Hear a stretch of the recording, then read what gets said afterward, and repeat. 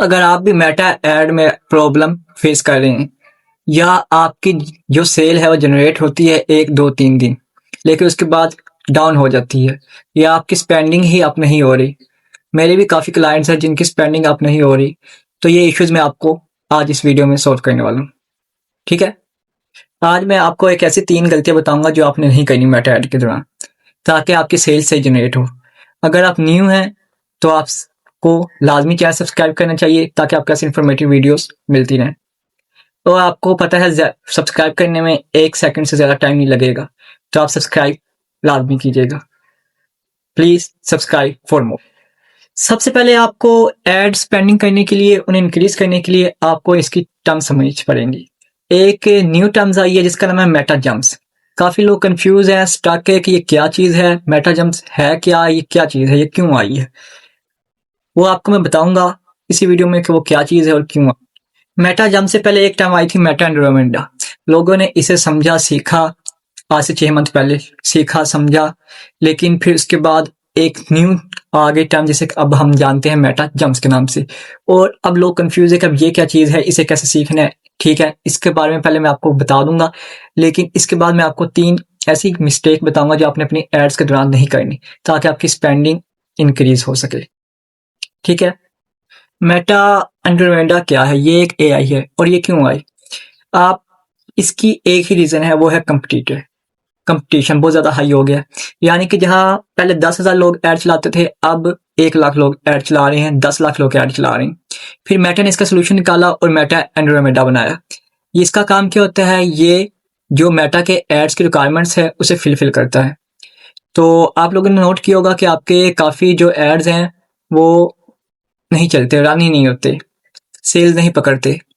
उसका मसला ये है कि वो मेटा एंड्रोमेडा 10 लाख लोगों में से 10,000 को ही लोगों के ऐड शो करता है, जो उनके रिक्वायरमेंट से फिल होता है, उसे ही प्रीफेयर करता है। अब बात कर लेते हैं मेटा जैम पर। मेटा जैम क्या है?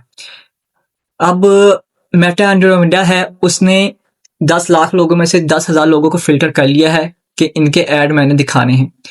अब किस टाइम पर और किन लोगों को दिखाने हैं, उसका जो सोल्यूशन है, जो उसका जो काम करना है, वो करना है मेटा जैम ने।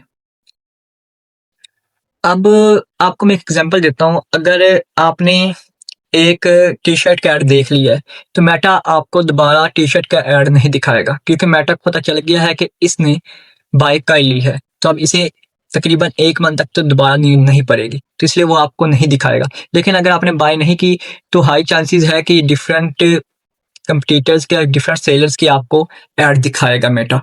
यही काम है मेटा जैम का। ये सारा काम मेटा जैम हैंडल कर रहा है बैक पर।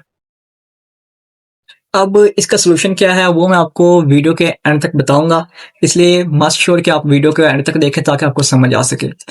अब जो लोग लोकल पर पाकिस्तान लोकल शॉपिफाई वगैरह यूज कर रहे हैं, ई कॉमर्स स्टोर रन कर रहे हैं, ठीक है, ई कॉमर्स स्टोर रन कर रहे हैं, अब उनके पास मेटा ऐड के लिए पैसे नहीं है कि वो पैसे लगाएं या मार्केटिंग कर सकें अपनी, तो वो क्या करें? वो ईमेल मार्केटिंग कर सकते हैं। ईमेल मार्केटिंग करें उसके लिए एक वेबसाइट, एक टूल है जिसका नाम है omniscient.com।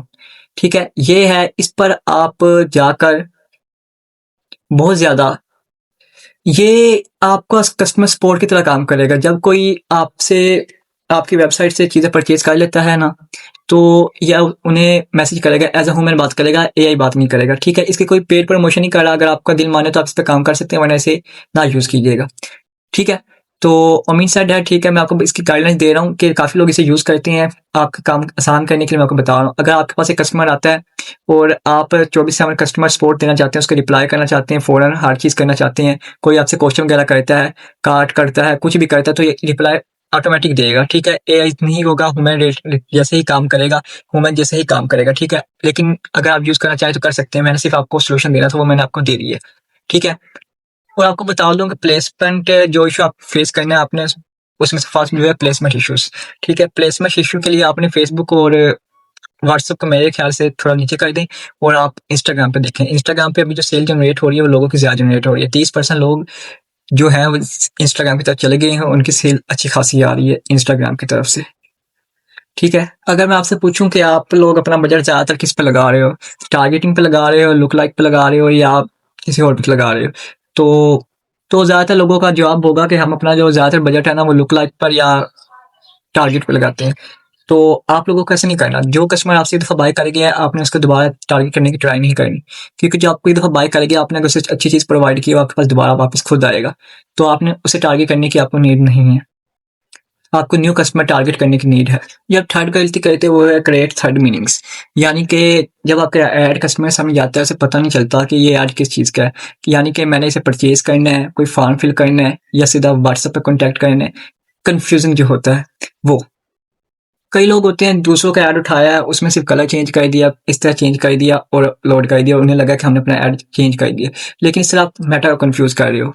ठीक है, आपने अपना ऐड बनाना है, ठीक है, उसकी टाइप चेंज करनी है, करैक्टर चेंज करना है, थोड़ा सा लॉजिक चेंज करना है, स्क्रिप्ट चेंज कर दें आप, सेम ना किसी की कॉपी करें। मेटा को कंफ्यूज ना करें। जब मेटा कंफ्यूज हो जाता है, फिर से समझ नहीं आती किसकी दिखाएं किसकी ना दिखाएं। जैम का यही काम है, फिर वो आपकी चीज़ें नहीं दिखाता। ये आपकी जो 3 मिस्टेक्स थी वो मैंने आपको बता दी हैं। इन शॉर्ट वीडियो आपके लिए इन्फॉर्मेटिव होगी, आप लोगों को फ़ायदा होगा इससे। अगर कोई क्वेश्चन हो तो आप मुझसे पूछ सकते हैं, लिंक कमेंट्स में। ठीक है, तो सब्सक्राइब